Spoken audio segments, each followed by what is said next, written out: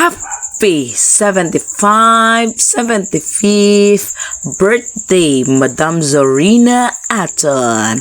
Happy birthday to you.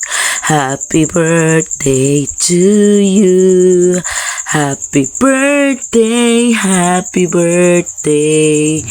Happy birthday to you. Yes, tayo po ay na-invite ni Ma'am Zorina Aton. Nakikita niyo ba yan? Yan po ang aking first teacher, si Madam Madarang.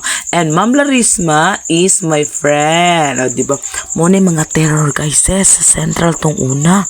Kana sila, mga bigatin kay na, mga terror pero ayaw ka kay na natarong ang among mga utok guys.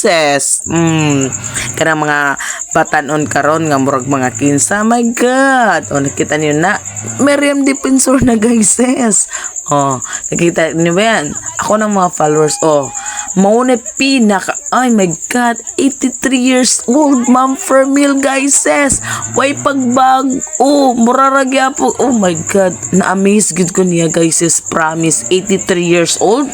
Imagine ing anagya po niyang body and sexy gyapon sa nagpa-picture mi guys is kay my goodness.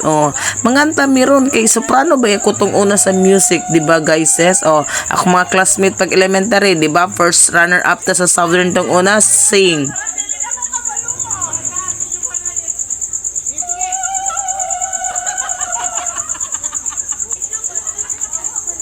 Di ba?